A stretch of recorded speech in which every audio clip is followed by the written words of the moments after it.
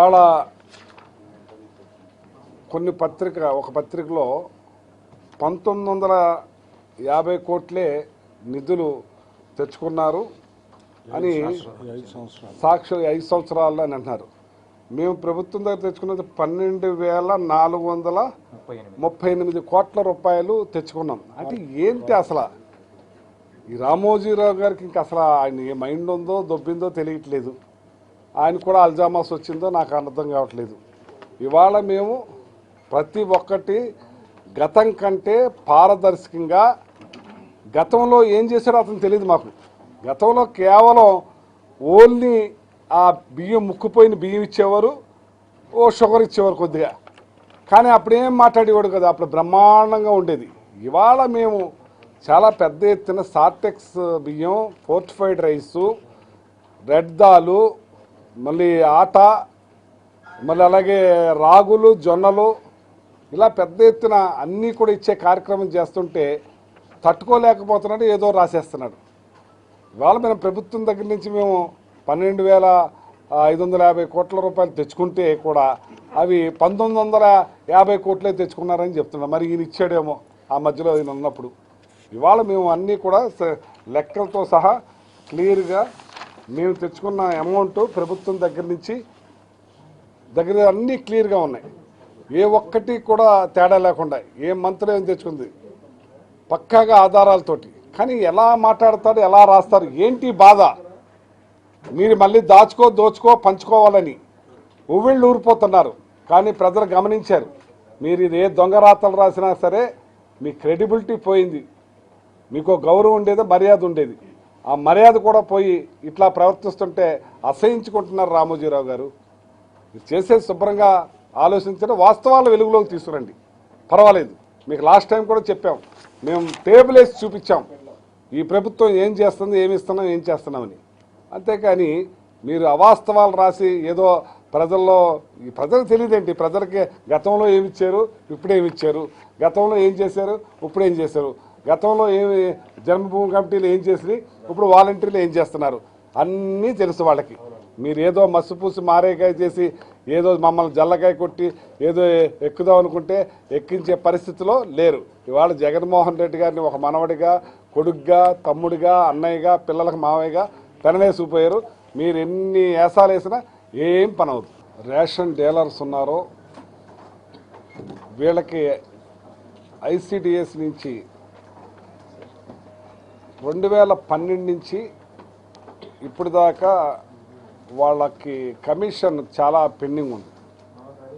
దగ్గర 25,77,00,000 చిల్లరి వాళ్ళకి ఇవ్వాల్సి ఉంటే 2012 నుంచి కూడా ఏ ప్రభుత్వం పట్టించుకోకపోయినా మరి వాళ్ళందరూ కూడా వచ్చి అడగగానే గౌరవ ముఖ్యమంత్రి జగన్మోహన్ రెడ్డి గారికి వివరించగా ఆ డబ్బు వెంటనే వాళ్ళకి చెల్లించండి, అన్ని సంవత్సరాల నుంచి పెండింగ్ ఎలా ఉంటుందని చెప్తే మరి దగ్గర 25,71,00,000 అమౌంట్ని ఈరోజు అంటే ఆల్రెడీ 2 crores ఆల్రెడీ ఇవ్వటం జరిగింది. ఇక 23,71,00,000 చిల్లర కూడా ఇప్పుడు అందించే కార్యక్రమం చేశాం. వీళ్ళకి అంటే యాక్చువల్గా ఎండియూ బళ్ళు ద్వారా డోర్ డెలివరీ చేస్తూ మరి అన్నీ కూడా డోర్ డెలివరీకి సప్లై చేసే కార్యక్రమం చేస్తున్నా కానీ వీళ్ళని ఎప్పటి నుంచో కూడా ఉంటున్నారని ఈ రేషన్ డీలర్స్ని కూడా స్టాకిస్టులుగా వాళ్ళను కూడా కొనసాగించే కార్యక్రమం గౌరవ ముఖ్యమంత్రి గారు చేస్తున్నారు. అలాగే ఏదైతే కరోనా టైంలో దగ్గర రేషన్ షాప్కి సంబంధించి 53 మంది చనిపోతే వాళ్ళకు కూడా 50,000 రూపాయలు చొప్పున ఇవ్వటం జరిగింది. అది కూడా గౌరవ ముఖ్యమంత్రి గారు సైన్ చేయవలసి ఉంది, ఈరోజు కానీ రేపు మార్నింగ్ కానీ అవుతుంది. అది కూడా దగ్గర 25,50,000 రూపాయలు వాళ్ళకి ఇచ్చే కార్యక్రమాన్ని కూడా వెంటనే చేస్తామని చెప్పి తెలియజేస్తున్నాం. వాళ్ళకి అన్ని రకాలుగా గత పాలకులు, గత ప్రభుత్వాలు ఏమీ కూడా వాళ్ళకి చేయని అన్నీ కూడా మేము చేసే కార్యక్రమం చేస్తున్నాం. అలాగే సంచుల విషయంలో కూడా మేము ఇంత డబ్బు ఇస్తామని చెప్పున్నాం. వాళ్ళు కోర్టుకి వెళ్ళి ఉన్నారు. అది కోర్టు ఇష్యూ తేలిన తర్వాత దానికి కూడా మేము చేస్తానికి సిద్ధంగా ఉన్నామని చెప్పి తెలియజేస్తూ, అలాగే గౌరవ ముఖ్యమంత్రి గారిని వీరు మాకు కమిషన్ కొంచెం పెంచమని అడగటం జరిగింది. అయితే కేంద్రం పక్క రాష్ట్రాల్లో ఇచ్చేదానికన్నా కూడా మనం సమానంగా ఇస్తున్నాం. దానికి తగ్గట్టుగా గౌరవ ముఖ్యమంత్రి గారిని ఇవన్నీ కంప్లీట్ చేశాక దాని విషయం కూడా ఆయనతో చర్చించి ఆ కమిషన్ పెంచే విషయం కూడా ఆలోచిస్తామని చెప్పి ఈ సందర్భంగా తెలియజేస్తున్నాం. ఆథరైజేషన్ రెన్యువల్స్ కూడా ఆన్లైన్లో కూడా చేసే విధంగా చేశాం.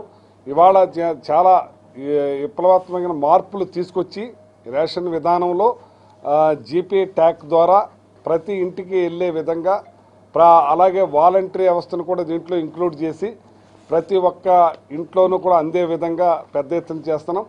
ఇంతకుముందు గత ప్రభుత్వాలు ముక్కుపోయిన బియ్యం ఇచ్చేవారు, ఏదైనా షుగర్ ఇచ్చేవారు, కందిపప్పు కూడా ఇచ్చేవారు కాదు. కందిపప్పు కూడా లాస్ట్ 5 సంవత్సరాలు తీసుకుంటే గిరిజన ప్రాంతాల్లో కొద్దిగా ఇచ్చారు. ఎలక్షన్ ముందు 1 నెల ముందు కొద్దిగా ఇచ్చారు. కానీ మేము మొదటి నుంచి కూడా కందిపప్పు ఇస్తానే ఉన్నాం. లాస్ట్ 1 మంత్ కందులు దొరక్క లేట్ అయింది, 1 నెల ఆపాం. మళ్ళీ కంటిన్యూ చేసి కందిపప్పుని ఇచ్చే కూడా రెడ్ దాల్ని ఇస్తున్నాం. ఇవాళ దాంతోపాటు గోధుమ పిండిని ఏదైతే ఆటా కూడా మరి ప్రతి ఒక్క వాళ్ళకి కూడా కావలసిన విధంగా ఇచ్చే కార్యక్రమం చేస్తాం. ఆల్రెడీ రాయలసీమ ఏరియాలో కూడా రాగులు జొన్నలు కూడా ఇచ్చే కార్యక్రమం చేస్తున్నాం. దాన్ని ఇంకా బాగా ప్యాకింగ్ చేసి ఎందుకంటే రాగి పిండిని కూడా తయారు చేసి ఇప్పుడు పెద్ద ఎత్తున మేము పర్చేజ్ చేసాం. రైతులకు కూడా గిట్టుబాటు కల్పించి వాళ్ళ దగ్గరికే మేమే మాదే గన్నీ బ్యాగ్స్, మాదే అమాలి, మాదే ట్రాన్స్పోర్ట్ ప్రకారంగా రైతులకి మరి గిట్టుబాటు ధర కలిగే విధంగా పర్చేజ్ చేయటం జరిగింది. ఇప్పుడు దగ్గర మొత్తం రాష్ట్రం అంతా ఫస్ట్ ఉత్తరాంధ్ర, రాయలసీమ కూడా రాగి పిండిని కూడా ఇచ్చే విధంగా తీసుకుంటున్నాం. రాబోయే రోజుల్లో ఇంకా పర్చేజ్ చేసి మరి కర్ణాటకలో కూడా మరి రాగులు వస్తాయి కాబట్టి ఇప్పుడు కేంద్రం నుంచి కూడా అలాట్ చేయించుకుని మనం మొత్తం రాష్ట్రం అంతా కూడా రాగి పిండి, ఇప్పుడు గోధుమ పిండి ఇస్తున్నాం, రాగి పిండి, కందిపప్పు, షుగరు, అలాగే సార్టెక్స్ బియ్యం, అలాగే ఫోర్టిఫైడ్ రైస్ కూడా మనం ఇచ్చే కార్యక్రమం చేస్తున్నాం. ఇంత పెద్ద ఎత్తున ఎప్పుడు కూడా ఏ ప్రభుత్వం కూడా చేయలేదు. ఏదో రెడ్ గ్రామ్ కూడా డైరెక్ట్గా పర్చేజ్ చేస్తున్నాం. ఇప్పుడు మేము ఇంతకుముందు రెడ్ గ్రామ్ అక్కడి నుంచి ఇక్కడి నుంచి తీసుకునేవాళ్ళం కాకుండా ఇప్పుడు రైతుల దగ్గర మేమే పర్చేజ్ చేసి ఏదైతే కందుల్ని మేము పర్చేజ్ చేసి డైరెక్ట్ రెడ్ గ్రామ్ను కూడా ప్రజలకి నాణ్యమైన సరుకు ఇచ్చే విధంగా మొత్తం అంతా ప్రిపేర్ చేసి ప్లాన్ చేసామని ఇటు రైతులకి గిట్టుబాటు ధర, ఇటు ప్రజలకు మంచి నాణ్యమైన కందిపప్పు ఇచ్చేలాగా చర్యలు తీసుకుంటున్నామని చెప్పి విప్లవాత్మకమైన మార్పులు ఈ రేషన్లో తీసుకొచ్చామని చెప్పి ఈ సందర్భంగా తెలియజేస్తున్నాం. అలాగే ఎండిఓ బళ్ళు ద్వారా వాళ్ళకు కూడా 18,000 రూపాయలు ఇస్తున్నాం. అలాగే ఆ బళ్ళుని కూడా ఇచ్చి అది కూడా అందించే కార్యక్రమం చేస్తున్నాం. ఇంకా మార్పులు తీసుకొచ్చి ఇంకా ప్రతిష్టంగా ప్రజలకి ఇబ్బందులు లేకుండా అందించే విధంగా ఇంకా ప్లాన్ చేస్తూ ఉన్నాం. అలాగే మీరు ఏదైతే బియ్యం రీసైక్లింగ్ అవుతుందన్నారో ఈ ఫోర్టిఫైడ్ రైస్ వచ్చిన తర్వాత అది తగ్గింది. ఇప్పుడు ఎంచేతంటే ఎక్కడైతే ఫోర్టిఫైడ్ రైస్ ఉందో అది మా రేషన్ బియ్యం, మా సార్టెక్స్ బియ్యం, దాన్ని ఇమీడియట్లీ పట్టుకుని మొత్తం ఇచ్చేస్తున్నారు. వాళ్ళు ఎక్కడ అమ్ముకుంటానికి కూడా లేదు. అది అంచేత చాలా మటుకి అది లెస్లోకి వెళ్ళింది. ఇంకా లెస్ చేయడానికి మా ప్రయత్నం చేస్తాం. ఇప్పుడు మీరు ఇంకో విషయం ఏంటంటే ఇంతకు ముందు ఏదైతే పట్టుకున్న బియ్యం అలా సంవత్సరాల తరబడి ముక్కుపోయి పాడైపోయి, కానీ ఇవాళ మేము పట్టుకున్న బియ్యాన్ని ఏ మంత్కి ఆ మంత్ క్లియర్ చేసి ఆక్షన్ వేసేసి క్లియర్ చేసేస్తున్నాం. అంటే అంతకుముందు 5 రూపాయలు 4 రూపాయలు వచ్చే కిలో బియ్యం ఇవాళ మేము 25-30 రూపాయలు కూడా అమ్మి ఎక్కడా కూడా లాస్ లేకుండా కవర్ చేసుకుంటున్నాం పట్టుకున్న బియ్యాన్ని కూడా. గతంలో ఏం చేద్దంటే వదిలేసేవారు, అది ముక్కుపోయి పాడైపోయి కేసులు తేలలేదు. ఏ మంత్కి ఆ మంత్ మేము క్లియర్ చేసేస్తున్నాం. దానివల్ల ప్రభుత్వానికి కూడా ఆదాయం పెరిగింది. బాగా చేస్తున్నాం, చాలా పెద్ద ఎత్తున తీసుకుంటున్నాం. తగ్గిందే మీకు తెలియజేస్తున్నాం. మీరు కూడా చూడొచ్చు, తెలుసుకోవచ్చు. ఈ ఫోర్టిఫైడ్ రైస్ ఏదైతే మనం కలుపుతున్నామో 100 గింజలకు 1 గింజ కలుపుతున్నామో ఆ కలిపిన తర్వాత బయట కొనటం తక్కువైంది, అమ్మటం కూడా తక్కువైంది. అది కొనేదానికి కూడా వాళ్ళు భయపడతారు. ఎందుకంటే ఇమీడియట్లీ మాది ట్రేస్ అవుట్ అయిపోద్ది. మీరు కూడా కలుపుకోవచ్చు. ఆ కణాలు కావాలంటే మీరు కూడా బయట అమ్ముతారు, తీసుకోవచ్చు. అవి మంచిగా మీకు కూడా మంచిది అవుతుంది. నేనేదో రేషన్ బియ్యం తీసుకున్నట్టు అడుగుతున్నట్టు అడగ, అది కూడా బయట కిలో ఇంత రేట్ అని అవి అమ్ముతున్నారు. ఆ ఫోర్టిఫైడ్ రైస్ అది మేము తీసుకుని మా బియ్యంలో కలుపుకుంటున్నాం. ఓకే.